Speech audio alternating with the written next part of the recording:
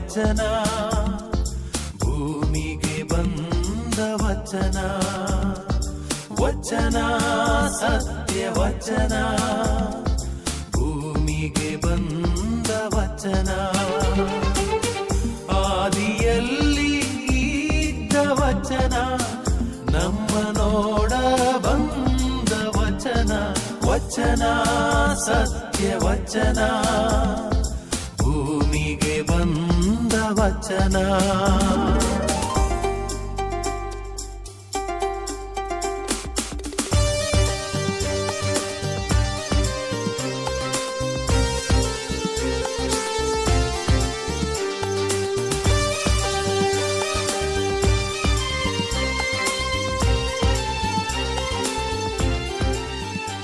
ಪ್ರಿಯರೇ, ವಚನಾಮೃತ ಈ ಕಾರ್ಯಕ್ರಮಕ್ಕೆ ನಿಮ್ಮೆಲ್ಲರನ್ನು ಸ್ವಾಗತಿಸುತ್ತೇನೆ.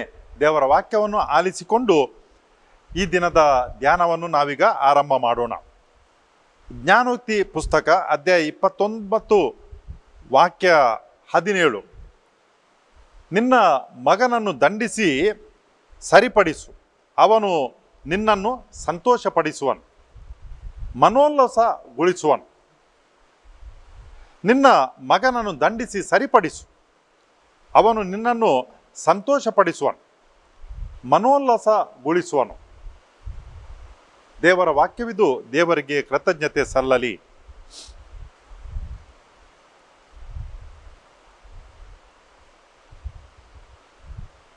ಇವತ್ತು ಅಭಿವೃದ್ಧಿ ಹೊಂದಿದಂಥ ಕಾಲದಲ್ಲಿ ನಾವೊಂದು ಮಾತನ್ನು ಕೇಳ್ತೇವೆ, ಚೈಲ್ಡ್ಸ್ ರೈಟ್ಸ್ ಅಂತ ಹೇಳಿಕೊಂಡು, ಮಕ್ಕಳ ಹಕ್ಕುಗಳು. ಈ ಮಕ್ಕಳ ಹಕ್ಕುಗಳ ಪ್ರಕಾರ ಇರ್ಬೋದು, ಹೆತ್ತವರೇ ಮಕ್ಕಳಿಗೇನಾದರೂ ತೊಂದರೆ ಕೊಟ್ಟರೆ ಮಕ್ಕಳು ಠಾಣೆಗೆ ಫೋನ್ ಮಾಡ್ಬೋದು, ಕರೆ ಮಾಡ್ಬೋದು. ಮತ್ತು ಈ ಹೆತ್ತವರಿಗೆ ಶಿಕ್ಷೆ ಆದಂಥ ಘಟನೆಗಳಿವೆ, ದಾಖಲೆಗಳಿವೆ. ಚೈಲ್ಡ್ ರೈಟ್ಸ್ ಅಂತ ಹೇಳಿಕೊಂಡು ಅಂತ ಹೇಳಿದರೆ, ಮಕ್ಕಳು ಅವರು ಬೆಳೆಯುವಂಥ ಹಂತದಲ್ಲಿರ್ತಾರೆ, ವಯಸ್ಸಿನಲ್ಲಿರ್ತಾರೆ. ಅವರಿಗೆ ಪೂರಕವಾದಂತಹ ಬೆಳವಣಿಗೆಗೆ ಪೂರಕವಾದಂಥ ಅಂಶಗಳು ಬೇಕು.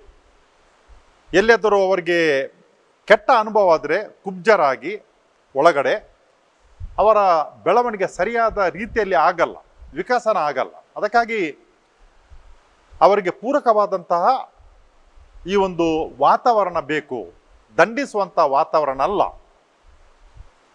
ಇಂಥ ಒಂದು ಬೆಳವಣಿಗೆ ನಮ್ಮ ಸಮಾಜದಲ್ಲಿ ಆದುದನ್ನು ನಾವು ಕಂಡುಕೊಳ್ತೇವೆ.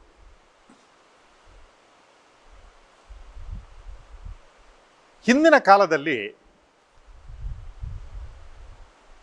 ಅಲ್ಲಿ ಮಕ್ಕಳನ್ನು ಶಿಕ್ಷಿಸುವಂಥ ವಿಧಾನ, ಸರಿಪಡಿಸುವಂಥ ವಿಧಾನ, ದಂಡಿಸುವಂಥ ವಿಧಾನ ಇತ್ತು. ಕೆಲವು ಬಾರಿ ಹೆತ್ತವರೇ ಶಿಕ್ಷಕರ ಹತ್ರ ಹೇಳ್ತಿದ್ದರು. ನನಗೆ ತಿಳಿದಿರುವಂಥ ಒಂದು ಸಂಸ್ಥೆಯಲ್ಲಿ ಓರ್ವ ವಿದ್ಯಾರ್ಥಿ ಅಲ್ಲಿನ ಪ್ರಾಧ್ಯಾಪಕರಿಗೆ ಕೇಳದಿದ್ದಾಗ ಅಥವಾ ವಾಪಸ್ ಹಿಂದಕ್ಕೆ ಮಾತನಾಡಿದಾಗ ಹೆತ್ತವರನ್ನು ಕರೆಯಿಸಿದರು. ಅಲ್ಲಿ ಬಂದ ಹೆತ್ತವರು ಏನು ಶಿಕ್ಷಕರು ಮಾಡಿದರು ಅಥವಾ ಗುರುಗಳು ಮಾಡಿದರು ಅವರಿಗೆ ತಿಳಿದಿತ್ತು, ಇವರು ಏನು ಮಾಡ್ತಾರೆ ಅದು ಮುಂದಿನ ದಿನಗಳಲ್ಲಿ ತನ್ನ ಮಗನಿಗೆ ಉಪಯೋಗಕ್ಕೆ ಬರ್ತದೆ, ಸರಿಯಾಗ್ತದೆ, ಈಗ ಸ್ವಲ್ಪ ದಂಡಿಸಿದರೆ ಚಿಂತೆ ಇಲ್ಲ ಅಂತ ಹೇಳಿಕೊಂಡು. ಅಲ್ಲಿ ಬಂದಂಥ ಹೆತ್ತವರು ಹೇಳಿದರು, ನೀವು ದಂಡಿಸುವಾಗ ನನ್ನ ಹೆಸರಿನಲ್ಲಿ ಕೂಡ ಇನ್ನೂ ಸ್ವಲ್ಪ ಜಾಸ್ತಿ ಕೊಡಿ ಅಂತ ಹೇಳಿಕೊಂಡು. ಉದ್ದೇಶ ಒಳ್ಳೆಯದಿತ್ತು, ಅಲ್ಲಿ ಹಾನಿ ಮಾಡುವಂತಹ ವಿಚಾರ ಅಲ್ಲ, ಸ್ವಲ್ಪ ಭಯ ಹುಟ್ಟಿಸುವಂಥ ಒಂದು ವಿಚಾರ. ಆದರೆ ಇವತ್ತಿನ ಸಮಾಜದಲ್ಲಿ ಅದು ನಡೆಯಲ್ಲ. ಎಲ್ಲಿಯಾದರೂ ಇಂಥದ್ದು ಘಟನೆ ನಡೆದರೆ ಹೆತ್ತವರು ಬರ್ತಾರೆ. ನಾವು ಮನೆಯಲ್ಲಿ ಅವರಿಗೆ ಏನು ಕೂಡ ಜೋರು ಮಾಡೋದಿಲ್ಲ ಅಥವಾ ದಂಡಿಸುವುದಿಲ್ಲ, ನೀವ್ಯಾರದನ್ನು ಮಾಡಲಿಕ್ಕೆ ಅಂತ ಹೇಳಿಕೊಡು. ಅಥವಾ ಕೆಲವು ಬಾರಿ ಮಕ್ಕಳನ್ನು ಶಾಲೆಯಿಂದ ಅಲ್ಲಿ ಇನ್ನೊಂದು ಶಾಲೆಗೆ ಕೊಂಡು ಹೋಗುವುದನ್ನು ಕೂಡ ಕಾಣ್ತೇವೆ.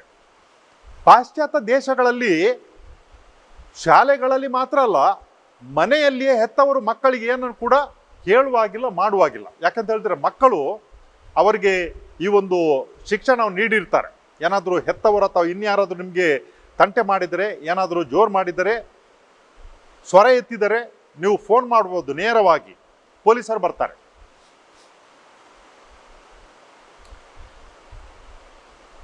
ಏನಾಗ್ತದಂತ ಹೇಳಿಕೊಂಡು ಇತ್ತೀಚಿನ ದಿನಗಳಲ್ಲಿ ಓರ್ವ ಪರಿಚಯಸ್ಥರು ನನಗೆ ಸಿಕ್ಕಿದರು. ಅವರು ಮಾತನಾಡುವಾಗ ಅವರ ಅಸಹಾಯಕತೆಯನ್ನು ತೋಡಿಕೊಂಡರು. ಏನು ಅಸಹಾಯಕತೆ? ಹೆತ್ತವರು ಮಕ್ಕಳಿಗೆ ಬೇಕಾದುದು ಎಲ್ಲವನ್ನು ಕೂಡ ಕೊಡ್ತಾರೆ. ಅವರಿಗೆ ಊಟ, ವಸತಿ, ಮದ್ದು, ಚಿಕಿತ್ಸೆ, ಅನಂತರ ಶಿಕ್ಷಣಕ್ಕೆ ಬೇಕಾದಂಥದ್ದು ಎಲ್ಲ ಮಿತಿ ಮೀರಿ ಕೊಡ್ತಾರೆ. ಅಂತ ಹೇಳಿದರೆ ತನ್ನ ಮಗ ಅಥವಾ ಮಗಳು ಒಳ್ಳೆಯದಾಗಿ ಕಲಿಬೇಕು, ಒಳ್ಳೆಯ ಕೆಲಸ ಸಿಗಬೇಕು, ಅದಕ್ಕಾಗಿ ಏನು ತ್ಯಾಗವನ್ನು ಮಾಡಲಿಕ್ಕೆ ಕೂಡ ಅವರು ತಯಾರಿರ್ತಾರೆ. ನಮಗೇನು ಕಷ್ಟ ಬಂದಿದೆಯೋ ಆ ಕಷ್ಟಗಳು ನಮ್ಮ ಮಕ್ಕಳಿಗೆ ಬರಬಾರದು ಎಂಬ ಉದ್ದೇಶದಿಂದ ಎಷ್ಟು ತ್ಯಾಗವನ್ನು ಮಾಡಲಿಕ್ಕೆ ಕೂಡ ಅವರು ಹಿಂಜರಿಯುವುದಿಲ್ಲ.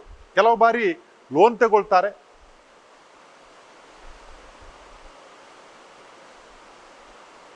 ಈ ಮಕ್ಕಳ ಭವಿಷ್ಯಕ್ಕಾಗಿ. ಮಕ್ಕಳು ಯಾವ ರೀತಿ ಪ್ರತಿಕ್ರಿಯೆ ಕೊಡ್ತಾರೆ ಆ ಒಂದು ವಿಚಾರವನ್ನು ಅವರು ನನ್ನ ಹತ್ರ ತೋಡಿಕೊಂಡರು. ಸ್ವತಃ ಅವರ ಅನುಭವದಿಂದ ಎಲ್ಲವನ್ನು ಕೊಡ್ತಾರೆ, ಆದರೆ ಮಕ್ಕಳಿಂದ ಪ್ರತಿಯಾಗಿ ಏನನ್ನು ಪಡೆಯುತ್ತಾರೆ ಎಂಬುದಾಗಿ. ಏನನ್ನು ಪಡೆಯುತ್ತಾರೆ? ಹೆತ್ತವರಿಗಿಂತ ಅಥವಾ ಶಿಕ್ಷಕರಿಗಿಂತ ಈ ಮಕ್ಕಳ ತಲೆಗೆ ಏನು ಜಾಸ್ತಿಯಾಗಿ ಹಚ್ಚುತ್ತದೆ ಅಥವಾ ಒಳಗೆ ಹೊಕ್ಕುತ್ತದೆ ಎಂಬುದನ್ನು ಹೇಳ್ತಾರೆ. ಏನು ಹೊಕ್ಕುತ್ತದೆ ಅಂತ ಹೇಳಿದರೆ, ಅವರ ಪ್ರಾಯದ ಮಕ್ಕಳು ಏನು ಹೇಳ್ತಾರೆ ಅದಕ್ಕೆ ಜಾಸ್ತಿ ಬೆಲೆ ಕೊಡ್ತಾರೆ. ಶಿಕ್ಷಕರು ಮತ್ತು ಹೆತ್ತವರು ಹೇಳಿದ್ದಕ್ಕಿಂತಲೂ ಜಾಸ್ತಿಯಾಗಿ ಅವರು ನಂಬುವುದು ಯಾರಿಗೆ ಅಂತ ಹೇಳಿದರೆ ಅವರ ಪ್ರಾಯದ ಮಕ್ಕಳು. ಯಾವ ಪ್ರಾಯದ ಮಕ್ಕಳು? ಚಿಕ್ಕ ಚಿಕ್ಕ ಮಕ್ಕಳಲ್ಲಿ ಇದನ್ನು ಕಂಡುಕೊಳ್ತೇವೆ ನಾವು ಇವತ್ತು. ಅವರು ಜೊತೆಯಾಗಿ ಸೇರಿದಾಗ ಹೆತ್ತವರ ಬಗ್ಗೆ ಕೀಳಾಗಿ ಮಾತನಾಡುವಂಥದ್ದು, ಶಿಕ್ಷಕರ ಬಗ್ಗೆ ಕೀಳಾಗಿ ಮಾತನಾಡುವಂಥದ್ದು. ವಾಪಸ್ ಮನೆಗೆ ಬಂದಾಗ ಮಾತನಾಡುವುದಿಲ್ಲ ತಂದೆ ತಾಯಿ ಹತ್ರ. ನೇರವಾಗಿ ಹೋಗ್ತಾರೆ, ಅವರ ಕೋಣೆಯಲ್ಲಿ ಇರ್ತಾರೆ. ಅಲ್ಲಿ ಏನು ಮಾಡ್ತಾರೆ ತಿಳಿದಿಲ್ಲ. ಯಾಕಂತ ಹೇಳಿದ್ರೆ ಒಳಗಡೆ ಅವರು ಚಿಲಕವನ್ನೇ ಹಾಕಿ ಬಿಡ್ತಾರೆ. ಕೇಳಲಿಕ್ಕಿಲ್ಲ, ನಿಮಗೆ ನನ್ನ ಮೇಲೆ ನಂಬಿಕೆ ಇಲ್ಲವೇ? ಇಡೀ ದಿವಸ ಅಲ್ಲೇ ಇರ್ತಾರೆ. ಏನಾದರೂ ಸಂಬಂಧಿಕರ ಮನೆಗೆ ಕಾರ್ಯಕ್ರಮಕ್ಕೆ ಹೋಗಬೇಕು ಅಂತ ಕರೆದರೆ ನಾನಿವತ್ತು ಬರಲ್ಲ, ನೀನು ಬೇಕಾದ್ರೆ ಹೋಗು. ಇಂಥ ಒಂದು ಪರಿಸ್ಥಿತಿಗೆ ಬಂದು ನಾವು ತಲುಪಿದ್ದೇವೆ. ಇದು ಒಬ್ಬರ ಅನುಭವ ಅಲ್ಲ. ಹೀಗೆ ಪರಸ್ಪರ ಮಾತನಾಡಿದಾಗ ಏನು ನೋಡ್ಲಿಕ್ಕೆ ಸಿಗ್ತದೆ ಅಂತ ಹೇಳಿದರೆ ಬಹುತೇಕವಾಗಿ ಎಲ್ಲರ ಮನೆಯಲ್ಲಿ ಇದೇ ಒಂದು ಸ್ಥಿತಿ. ಆದರೆ ಹೊರಗಡೆ ಒಬ್ಬರು ಇನ್ನೊಬ್ಬರ ಬಗ್ಗೆ ಹೇಳಲ್ಲ. ಈ 4ನೇ ಮತ್ತು 5ನೇ ಕ್ಲಾಸಿನ ಮಕ್ಕಳು ಎಷ್ಟು ಬುದ್ಧಿವಂತಿಕೆ ಅವರಲ್ಲಿ ಇರ್ತದೆ.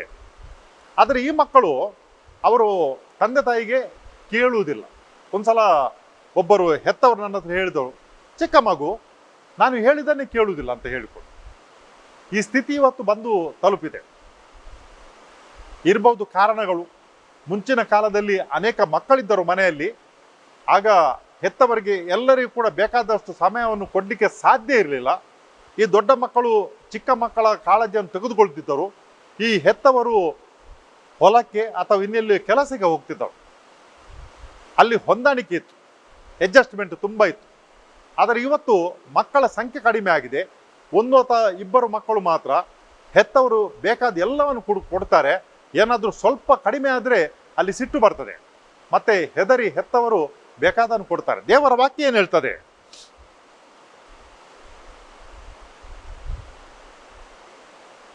ನಿನ್ನ ಮಗನನ್ನು ದಂಡಿಸಿ ಸರಿಪಡಿಸು, ಅವನು ನಿನ್ನನ್ನು ಸಂತೋಷಪಡಿಸುವನು, ಮನೋಲ್ಲಾಸಗೊಳಿಸುವನು.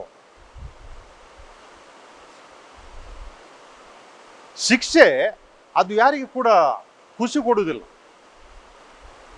ಶಿಕ್ಷೆ ಯಾವಾಗಲೂ ಕೂಡ ನೋವನ್ನು ತಂದೆ ತರುತ್ತದೆ. ಆದರೆ ಶಿಕ್ಷೆ ಅದರ ಹಿಂದೆ ಇರುವಂಥ ಉದ್ದೇಶ ಏನು ಅದನ್ನು ತಿಳ್ಕೊಳ್ಬೇಕು. ನೀಡುವವರು ಮತ್ತು ಅದನ್ನು ಪಡೆಯುವವರು ಇಬ್ಬರು ಕೂಡ ತಿಳಿಯಬೇಕಾದಂಥ ವಿಚಾರ. ಯಾಕಂತ ಹೇಳಿದ್ರೆ ಕೆಲವರು ಏನೋ ಒಂದು ಪ್ರಿಜುಡಿಸಸ್, ಅಂದರೆ ಪೂರ್ವಗ್ರಹ ಪೀಡಿತ ಇರ್ತದೆ. ಈ ಮಕ್ಕಳ ತಂದೆ ತಾಯಿ ಹೀಗೆ ಅವರ ಹತ್ರ ನನಗೆ ಸರಿಯಾಗಲ್ಲ, ಅದಕ್ಕಾಗಿ ದಂಡಿಸುವುದು ಯಾರನ್ನು? ಹೆತ್ತವರನ್ನು ದಂಡಿಸ್ಲಿಕ್ಕೆ ಆಗುದಿಲ್ಲ, ಮಕ್ಕಳ ಮೇಲೆ ತನ್ನ ಸಿಟ್ಟನ್ನು ತೆಗೆಯುತ್ತಾರೆ. ಅಥವಾ ಈ ವಿದ್ಯಾರ್ಥಿಯ ಅಣ್ಣ ಅಥವಾ ಅಕ್ಕ ಹೀಗೆ ಮಾಡಿದರು, ಅದಕ್ಕಾಗಿ ಈಗ ಒಂದು ಬಲಿ ಸಿಕ್ಕಿತು ಇಲ್ಲಿ ನನಗೆ, ಅವರ ಮೇಲೆ ಸಿಟ್ಟನ್ನು ತೆಗೆಯುವಂಥದ್ದು. ಇಂಥ ವಿಚಾರಗಳು ನಡೆಯುತ್ತವೆ, ಇಲ್ಲ ಅಂತಲ್ಲ. ಅದೇ ಪ್ರಕಾರ ಈ ಶಿಕ್ಷೆಯನ್ನು ಪಡೆಯುವಂಥ ವಿದ್ಯಾರ್ಥಿಗಳು ಅವರು ಪರಿಪಕ್ವತೆಗೆ ಬಂದಿರೋಲ್ಲ, ಅದಕ್ಕಾಗಿ ಪ್ರತಿಯೊಂದು ಶಿಕ್ಷೆಯನ್ನು ನೆಗೆಟಿವ್ ಆಗಿ ಕಾಣ್ತಾರೆ. ಆಗ ಏನಾಗ್ತದೆ ಅಂತ ಹೇಳಿದ್ರೆ ಅಲ್ಲಿ ಸರಿಪಡಿಸಲಿಕ್ಕೆ ಸಾಧ್ಯ ಇಲ್ಲ. ಯಾಕಂತ ಹೇಳಿದ್ರೆ ಒಂದು ರೀತಿಯಲ್ಲಿ ಕವಚವನ್ನು ಹಾಕಿ ಆಗಿದೆ. ಏನು ಕವಚ ಅಂತ ಹೇಳಿದ್ರೆ ನನ್ನನ್ನು ಮುಟ್ಟಬೇಡ ಅಂತ ಹೇಳಿಕೊಂಡು, ಭಾರಿ ಕಷ್ಟ. ಶಿಕ್ಷಕರು ನನ್ನ ಹತ್ರ ಒಂದು ಸಲ ಹೇಳಿದರು, ನಾವು ಒಂದು ಸಲ ಹೇಳ್ತೇವೆ, ಎಲ್ಲಿಯಾದರೂ ಪೋಷಕರು ಹಿರಿಯರು ಅರ್ಥ ಮಾಡಿಕೊಂಡ್ರೆ ಒಳ್ಳೆಯದು, ಇಲ್ಲದಿದ್ದರೆ ನಾವೇನು ಮಾಡ್ತೇವೆ ಅಂತ ಹೇಳಿದ್ರೆ ಅಷ್ಟರಲ್ಲಿ ಬಿಟ್ಟು ಬಿಡ್ತೇವೆ. ಯಾಕೆಂತ ಹೇಳಿದ್ರೆ ಇವತ್ತು 10ನೇ ತನಕ ಯಾರಿಗೆ ಕೂಡ ಫೇಲ್ ಮಾಡಲಿಕ್ಕಿಲ್ಲ, ಮುಂದಕ್ಕೆ ಹೋಗಲಿಕ್ಕೆ. ಅದಕ್ಕಾಗಿ ಅವರು ಮುಂದಕ್ಕೆ ಹೋಗ್ತಾ ಇರ್ತಾರೆ, ನಾವೇನು ಕೂಡ ಕಳ್ಕೊಳ್ಳುವುದಿಲ್ಲ. ಅದಕ್ಕಾಗಿ ಶಿಕ್ಷೆ ಕೊಡುವುದಿಲ್ಲ, ಸರಿಪಡಿಸುವುದಿಲ್ಲ, ಮುಂದಕ್ಕೆ ಹೋಗ್ತಾ ಇರ್ತಾರೆ. ಅದರ ಪರಿಣಾಮ ಏನಾಗ್ತದೆ ಅಂತ ಹೇಳಿದ್ರೆ ಈ ವಿದ್ಯಾರ್ಥಿಗಳ ರೂಪುಗೊಳ್ಳುವಿಕೆ ಅದು ಸರಿಯಾದ ಒಳ್ಳೆ ರೀತಿಯಲ್ಲಿ ಆಗುವುದರ ಬದಲಾಗಿ ಅಲ್ಲಿ ಕೆಟ್ಟ ವ್ಯಕ್ತಿತ್ವದ ಬೆಳವಣಿಗೆ ಆಗ್ತದೆ. ದೇವರ ವಾಕ್ಯ ಹೇಳ್ತದೆ ನಮಗೆ ಏನಂತ ಹೇಳಿದ್ರೆ, ನಿನ್ನ ಮಗನನ್ನು ದಂಡಿಸಿ ಸರಿಪಡಿಸು, ಅವನು ನಿನ್ನನ್ನು ಸಂತೋಷಪಡಿಸುವನು, ಮನೋಲ್ಲಾಸಗೊಳಿಸುವನು. ಆಕ್ಸೆಸ್ ಬೇಡ, ಅದರೆಷ್ಟು ಅಗತ್ಯ ಉಂಟು ಅಷ್ಟನ್ನು ತಿಳುವಳಿಕೆ ಪಡಿಸುವುದು. ಮತ್ತು ಸ್ವಲ್ಪ ಏನಾದರೂ ಸ್ವಲ್ಪ ಶಿಕ್ಷೆ ಅಲ್ಲಿ ಏನು ಅದು ಮಿತಿಮೀರಿ ಅಲ್ಲ, ಅಗತ್ಯ ಅದು ಎಷ್ಟು ಉಂಟು ಅದನ್ನು ಕೊಡುವುದು ವ್ಯಕ್ತಿತ್ವದ ಬೆಳವಣಿಗೆಗೆ ಅದು ಸರಿಯಾಗ್ತದೆ. ಕೆಲವೊಂದು ಗಿಡಗಳನ್ನು ನಾವು ಕತ್ತರಿಸಿ ಸರಿಪಡಿಸದಿದ್ದರೆ ಅದು ಎಲ್ಲಿ ಓಡಾಡಿಕೊಂಡು ಹೋಗ್ತದೆ, ಅದರಲ್ಲಿ ಫಲ ಸಿಗುವುದಿಲ್ಲ, ಹೂ ಸಿಗುವುದಿಲ್ಲ. ಅದನ್ನು ಕತ್ತರಿಸಿದರೆ ಮಾತ್ರ ನೋಡಲಿಕ್ಕೆ ಚಂದ ಕಾಣ್ತದೆ, ಅದರಲ್ಲಿ ಹೂ ಹಣ್ಣುಗಳು ಸಿಗ್ತವೆ. ವ್ಯಕ್ತಿತ್ವ ನಮ್ಮ ಬೆಳವಣಿಗೆ ಕೂಡ ಹಾಗೇನೆ. ಸ್ವಲ್ಪ ಅಲ್ಲಿ ಇಲ್ಲಿ ಕತ್ತರಿಸಿ ಏನು ಬೇಡವೋ ಅದನ್ನು ತೆಗೆದು ಹಾಕಿದರೆ ಮಾತ್ರ ವ್ಯಕ್ತಿತ್ವ ಅದು ಒಳ್ಳೆಯದಾಗಿ ರೂಪುಗೊಳ್ಳುತ್ತವೆ. ಆಧ್ಯಾತ್ಮಿಕ ಜೀವನದಲ್ಲಿ ಕೂಡ ಅಷ್ಟೇ. ದೇವರು ನಮಗೆ ಕೆಲವು ಬಾರಿ ಶಿಕ್ಷೆ ಅಥವಾ ಕಷ್ಟಗಳನ್ನು ಬರಲಿಕ್ಕೆ ಬಿಡ್ತಾರೆ. ಯಾಕಂತ ಹೇಳಿದ್ರೆ ಅವು ನಮ್ಮನ್ನು ರೂಪುಗೊಳಿಸ್ತವೆ, ನಮ್ಮ ವ್ಯಕ್ತಿತ್ವವನ್ನು ರೂಪಿಸ್ತದೆ. ಅದು ಅದರ ಅನುಭವಿಸಲಿಕ್ಕೆ ತುಂಬ ಕಷ್ಟ, ಬೇಡ ಅನ್ನಿಸ್ತದೆ. ನಮಗೆ ಯಾರು ಉದಾಹರಣೆ ಅಂತ ಹೇಳಿಕೊಂಡು, ನಮಗೆ ಯೇಸು ಸ್ವಾಮಿ ಉದಾಹರಣೆ. ಯಾಕಂತ ಹೇಳಿದರೆ ಆ ಒಂದು ತೋಪಿನಲ್ಲಿ ಅವರು ದೇಹದಿಂದ ರಕ್ತ ಸುರಿಯುತ್ತಿರುವಾಗ ಅವರಿಗೆ ತುಂಬ ವೇದನೆ ಆಯಿತು. ದೇವರ ಕುಮಾರ, ಮಾನವ ಕುಲದ ರಕ್ಷಣೆಗಾಗಿ ಈ ಭೂಲೋಕಕ್ಕೆ ಮನುಷ್ಯರಾಗಿ ಬಂದವರವರು. ಅದರ ತೋಪಿನಲ್ಲಿ ಪ್ರಾರ್ಥನೆ ಮಾಡುವಾಗ ಬೆವರು, ರಕ್ತ ಮತ್ತು ಬೆವರು ಅಲ್ಲಿ ಸುರಿದು ಹೋಯಿತು. ರಕ್ತ ಬೆವರಿನ ರೂಪದಲ್ಲಿ ಸುರಿದು ಹೋಯಿತು. ಅಷ್ಟೊಂದು ವೇದನೆ ಅವರಿಗೆ ಆಗಿತ್ತು. ಎಷ್ಟಾಯ್ತು ಅಂತ ಹೇಳಿದರೆ ಅವರು ಬೇಡಿದರು ದೇವರಲ್ಲಿ, ಈ ಒಂದು ಪಾತ್ರೆಯನ್ನು ನನ್ನಿಂದ ದೂರಕ್ಕೆ ಸರಿಸಿ. ಯಾವ ಪಾತ್ರೆ? ಈ ಕಷ್ಟದ ಪಾತ್ರೆಯನ್ನು ನನ್ನಿಂದ ದೂರಕ್ಕೆ ಸರಿಸಿ. ತುಂಬ ವೇದನೆ ಆಗ್ತದೆ. ಆದರೆ ಅವರು ಹೇಳಿದರು, ನನ್ನ ಇಚ್ಛೆ ಅಲ್ಲ, ನಿಮ್ಮ ಇಚ್ಛೆ ಆಗಲಿ ತಂದೆ ಅಂತ ಹೇಳಿಕೊಂಡು. ಈ ಮನುಷ್ಯರಾಗಿ ಬಂದಂಥ ದೇವರ ಕುಮಾರರಿಗೆ ಕೂಡ ಅದೊಂದು ಅನುಭವ ಆಯಿತು. ಅದು ಯಾಕೆಂತ ಹೇಳಿದರೆ ಸ್ವತಃ ದೇವರು ನಮ್ಮ ಕಷ್ಟಗಳನ್ನು ಅನುಭವಿಸಿದರು. ಅದಕ್ಕೆ ಅವರು ನಮಗೆ ಪ್ರೇರಣೆ. ದೇವರ ಕುಮಾರ ನಮಗಾಗಿ ಈ ಒಂದು ಕಷ್ಟವನ್ನು ಅನುಭವಿಸಿದ್ದಾರೆ. ಯಾಕಾಗಿ ಅಂತ ಹೇಳಿದರೆ ವಿಧೇಯತೆಯನ್ನು ಪಾಲಿಸುವುದು ಅಂದರೆ ಏನು ಅರ್ಥ? ನನ್ನ ಖುಷಿ ಅಲ್ಲ, ನನ್ನ ಇಚ್ಛೆ ಅಲ್ಲ, ಅದು ನಿಮ್ಮ ಇಚ್ಛೆ. ಆ ದೇವರ ಇಚ್ಛೆಯನ್ನು ಪಾಲಿಸಬೇಕಿದ್ರೆ ನಾವೇನು ಮಾಡ್ಬೇಕಂತ ಹೇಳಿದ್ರೆ ಅವರ ಮುಂದೆ ತಲೆ ತಗ್ಗಿಸಬೇಕು. ಸುಲಭದಲ್ಲ. ಇನ್ನೊಬ್ಬರ ಮುಂದೆ ತಲೆ ತಗ್ಗಿಸುವಂಥದ್ದು ಅದು ಸ್ವಲ್ಪ ನಮಗೆ ಕೀಳರಿಮೆಯನ್ನು ಮಾಡ್ತದೆ. ತಲೆ ಎತ್ತಿ ನಡೆಯುವುದು ಅದು ನಾವು ದೊಡ್ಡವರಂಥ ಒಂದು ಹಿರಿಮೆಯ ಒಂದು ಭಾವನೆಯನ್ನು ನಮಗೆ ತರ್ತದೆ. ಆದರೆ ನಮಗೆಲ್ಲರಿಗಿಂತ ದೊಡ್ಡವರು ದೇವರು. ಅವರ ಮುಂದೆ ನಾವು ಈ ತಲೆಯನ್ನು ತಗ್ಗಿಸಿದರೆ ದೇವರು ನಮಗೆ ಏನು ಮಾಡ್ತಾರೆ ಅಂತ ಹೇಳಿದ್ರೆ ಆಶೀರ್ವಾದ ನೀಡ್ತಾರೆ. ಈ ದಾವೀದ ಅರಸನ್ನು ನೋಡಿ, ಆತನಿಗೆ ರಾಜ್ಯ ಇತ್ತು, ದೊಡ್ಡದು, ಬೇಕಾದಷ್ಟು ಇತ್ತು, ಎಲ್ಲ ರೀತಿಯಲ್ಲಿ ಇತ್ತು. ಆದರೂ ಕೂಡ ಕೊನೆಯ ತನಕ ದೇವರ ವಿಚಾರ ಬಂದಾಗ ಆತನು ಯಾವತ್ತೂ ಕೂಡ ದೇವರ ವಿಚಾರ ಬಂದಾಗ ಯಾವತ್ತೂ ಕೂಡ ಅವನು ತಲೆ ತಗ್ಗಿಸಿ ಕೊಳ್ಳುವನು. ಅದಕ್ಕಾಗಿ ಎಲ್ಲ ಅರಸರಲ್ಲಿ ದಾವೀದ ಅರಸನು ಶ್ರೇಷ್ಠನು ಯಾಕಂತ ಹೇಳಿದರೆ ಆತನು ಏನು ಕೂಡ ಕೆಟ್ಟದ್ದು ಮಾಡಲಿಲ್ಲ ಅಂತ ಅಲ್ಲ. ಆತನು ಯುದ್ಧ ಮಾಡಿ ಎಷ್ಟು ಜನರು ಸತ್ತು ಹೋಗಿದ್ದರು, ಅನ್ಯಾಯ ಆಗಿದೆ. ಆದರೂ ಕೂಡ ದೇವರ ವಿಚಾರ ಬಂದಾಗ ಆತನು ನೆಲದ ಮೇಲೆ ಮಲಗುತ್ತಿದ್ದಳು. ಈ ಗೋಣಿ ಬಟ್ಟೆಯನ್ನು ಧರಿಸ್ತಿದ್ದಳು. ಯಾಕಂತ ಹೇಳಿದ್ರೆ ಅದು ಏನು ತೋರಿಸ್ಕೊಡ್ತಾ ಇದೆ ಅಂತೇಳಿ ದೇವರ ಮುಂದೆ ನಾನು ತಪ್ಪು ಮಾಡಿದ್ದೇನೆ ಎಂಬುದು ಅರಿವು ಆತನಲ್ಲಿ ಇತ್ತು. ಎಲ್ಲರ ಮೇಲೆ ಅಧಿಕಾರ ಚಲಾಯಿಸ್ಬೋದು, ಎಲ್ಲ ಅಧಿಕಾರ ಉಂಟು. ಆದರೆ ಹಾಗಲ್ಲ. ಯಾವಾಗ ಇತರರು ಬಂದು ನೀನು ತಪ್ಪು ಮಾಡಿದ್ದೀಯ ಅಂತ ಹೇಳಿದ್ದಾರೋ ಆಗ ಅಂಥ ಸಂದರ್ಭದಲ್ಲಿ ಬಟ್ಟೆಯನ್ನು ಕಳಚಿ ಮೈ ಮೇಲೆ ಬೂದಿಯನ್ನು ಹಾಕಿ ಆಮೇಲೆ ಗೋಣಿ ಬಟ್ಟೆಯನ್ನು ಹಾಕಿ ನೆಲದ ಮೇಲೆ ಮಲಗಿದಂಥ ವ್ಯಕ್ತಿ ದಾವೀದ ಅರಸನು. ಅದಕ್ಕಾಗಿ ಆತನು ಶ್ರೇಷ್ಠನು. ಅದು ಒಂದು ನಮಗೆ ಉದಾಹರಣೆ. ಏನಂತ ಹೇಳಿದರೆ ನಮ್ಮಲ್ಲಿ ಅಧಿಕಾರ ಇರ್ಬೋದು, ನಮ್ಮಲ್ಲಿ ಸಂಪನ್ಮೂಲಗಳಿರ್ಬೋದು, ದೊಡ್ಡ ಸ್ಥಾನದಲ್ಲಿರ್ಬೋದು, ಆದರೆ ದೇವರ ವಿಚಾರ ಬಂದಾಗ ನಾವು ಅವರ ಮುಂದೆ ಕಿಂಚಿತ್ತು ಕೂಡ ಅಲ್ಲ, ಏನಲ್ಲ. ನಾವೊಂದು ಇಷ್ಟು ಮಣ್ಣು ಮಾತ್ರ ಅಷ್ಟೇ. ಅದಕ್ಕಾಗಿ ಆ ಒಂದು ಅರಿಮೆ ನಮ್ಮಲ್ಲಿದ್ದರೆ ನಾವು ಯಾವತ್ತೂ ಕೂಡ ಈ ಅಹಂಕಾರಕ್ಕೆ ಬಲಿಯಾಗುವುದಿಲ್ಲ, ಕೋಪಕ್ಕೆ ಗರ್ವಕ್ಕೆ ಬಲಿಯಾಗುವುದಿಲ್ಲ. ಇದು ಒಂದು ರೀತಿಯಲ್ಲಿ ಪ್ರೋಸೆಸ್, ಅದು ಒಂದೇ ಸಲಕ್ಕೆ ಬರಲ್ಲ. ನಾವು ಕೂತ್ಕೊಂಡು ಧ್ಯಾನ ಮಾಡಿದಾಗ, ದೇವರ ಮುಂದೆ ಕುಳಿತುಕೊಂಡು ಧ್ಯಾನ ಮಾಡಿದಾಗ ಸ್ವಲ್ಪ ಸ್ವಲ್ಪದರಲ್ಲಿ ಬರ್ತದೆ. ಈ ಸಮುದ್ರದ ಮುಂದೆ ಕೂತ್ಕೊಂಡು ನಾವು ಯೋಚನೆ ಮಾಡಿದರೆ ಸಮುದ್ರದ ಮುಂದೆ ನಾವು ಏನಾಗಿದ್ದೇವೆ? ಒಂದು ಹನಿ ಕೂಡ ಅಲ್ಲ ನಾವು ಅಷ್ಟೇ. ದೊಡ್ಡ ಬೆಟ್ಟದ ಮುಂದೆ ಕೂತ್ಕೊಂಡು ನಾವು ಯೋಚನೆ ಮಾಡಿದರೆ ಆ ಬೆಟ್ಟದ ಮುಂದೆ ನಾವೇನಾಗಿದ್ದೇವೆ? ಏನು ಕೂಡ ಅಲ್ಲ. ಅದಕ್ಕಾಗಿ ಈ ಒಂದು ಅರಿವು ನಮ್ಗೆ ಎಷ್ಟು ಬರ್ತದೋ ಅಷ್ಟು ನಾವು ದೇವರ ಮುಂದೆ ತಲೆ ತಗ್ಗಿಸಿಕೊಂಡು ನಡೆಯಲಿಕ್ಕೆ ಸಾಧ್ಯ ಆಗ್ತದೆ.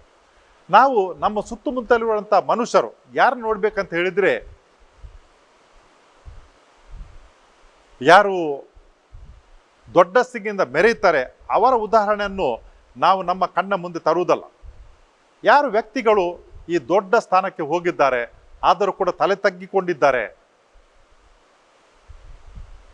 ಅಂಥವರ ಒಂದು ಉದಾಹರಣೆಯನ್ನು ನಾವು ನಮ್ಮ ಕಣ್ಣ ಮುಂದೆ ಇಡಬೇಕು. ಅಂಥವರು ತುಂಬ ಜನ ಇದ್ದಾರೆ, ಪ್ರಪಂಚದಲ್ಲಿ ತುಂಬ ಜನ ಇದ್ದಾರೆ. ಅವರು ಉನ್ನತ ಸ್ಥಾನಕ್ಕೆ ಏರಿದ್ದಾರೆ, ಬೇಕಾದಷ್ಟು ಉಂಟು. ಆದರೂ ಕೂಡ ಅವರ ಈ ಜೀವನದಲ್ಲಿ ನಡೆನುಡಿಯಲ್ಲಿ ತುಂಬ ಸರಳ ವ್ಯಕ್ತಿಗಳು. ಅಂಥವರ ಉದಾಹರಣೆ ನಮ್ಮ ಮುಂದೆ ಇದ್ದರೆ ನಾವು ಅಹಂಕಾರಕ್ಕೆ ಒಳಪಡುವುದಿಲ್ಲ. ಯಾರು ಅಹಂಕಾರಕ್ಕೆ ಒಳಪಡ್ತಾರೋ ಅವರು ಅವರಿಗೆ ಹಾನಿಯನ್ನು ಮಾಡ್ತಾರೆ, ಅದಕ್ಕಿಂತ ಜಾಸ್ತಿಯಾಗಿ ಇತರರಿಗೆ ಕೂಡ ಹಾನಿಯನ್ನು ಮಾಡ್ತಾರೆ. ಅಂಥ ಒಂದು ಕೆಟ್ಟತನಕ್ಕೆ ನಾವು ಹೋಗದೆ ಇರಲಿಕ್ಕೆ ದೇವರು ನಮ್ಮನ್ನು ಆಶೀರ್ವದಿಸಲಿ ಅಂತ ಪ್ರಾರ್ಥಿಸುವ. ಕರ್ತನಾದ ದೇವರೇ, ನಮ್ಮ ಜೀವನದಲ್ಲಿ ಯಾವತ್ತು ನಾವು ಸಿಟ್ಟಿಗೆ, ಕೋಪಕ್ಕೆ, ಗರ್ವ, ಅಹಂಕಾರಕ್ಕೆ ಬಲಿಯಾಗದೆ ನಿಮ್ಮ ಮುಂದೆ ತಲೆ ದಿಕ್ಕಿಸಿಕೊಂಡು ನಡೆಯುವಂಥ ವ್ಯಕ್ತಿಗಳಾಗುವಂತೆ ನಮ್ಮನ್ನು ಆಶೀರ್ವದಿಸಿರಿ. ನಿಮ್ಮ ಪುತ್ರರು ಈ ಭೂಲೋಕಕ್ಕೆ ಬಂದಾಗ ಅವರು ಕೂಡ ವೇದನೆಯನ್ನು ಅನುಭವಿಸಿದರು. ಆದರೂ ನಿಮ್ಮ ಇಚ್ಛೆಯ ಪ್ರಕಾರ ನಡೆಯಲಿಕ್ಕೆ ಅವರು ಖುಷಿಪಟ್ಟರು. ಹಲವು ಬಾರಿ ನಮ್ಮ ಜೀವನದಲ್ಲಿ ಕಷ್ಟಗಳು ಬಂದಾಗ ಇದು ನಮಗೆ ಬೇಡ, ನೀವು ನಮ್ಮಿಂದ ತುಂಬ ದೂರ ಇದ್ದೀರಿ, ನಮ್ಮ ಬಗ್ಗೆ ನೀವು ಯೋಚನೆ ಮಾಡುವುದಿಲ್ಲ ಎಂಬ ಭಾವನೆ ಬರ್ತದೆ. ಆದರೆ ಅದರ ಮುಖಾಂತರ ನಿಮ್ಮ ಇಚ್ಛೆ ಏನುಂಟೋ ಅದನ್ನು ತಿಳ್ಕೊಳ್ಳಿಕ್ಕೆ ಬೇಕಾದಂಥ ಈ ಆಧ್ಯಾತ್ಮಿಕ ದೃಷ್ಟಿಯನ್ನು ನಮಗೆ ನೀಡಿರಿ. ಈ ಕಾರ್ಯಕ್ರಮದಲ್ಲಿ ಪಾಲ್ಗೊಳ್ಳುತ್ತಿರುವಂಥ ಎಲ್ಲ ಸಹೋದರ ಸಹೋದರಿಯರ ಮೇಲೆ ಆರೋಗ್ಯದ, ನೆಮ್ಮದಿಯ ಆಶೀರ್ವಾದಗಳನ್ನು ನೀಡಿ ಎಂದು ನಿಮ್ಮನ್ನು ಪ್ರಾರ್ಥಿಸುತ್ತೇವೆ. ನಿಮ್ಮ ಪುತ್ರ ಯೇಸು ಕ್ರಿಸ್ತರ ಮುಖಾಂತರ, ಆಮೇನ್.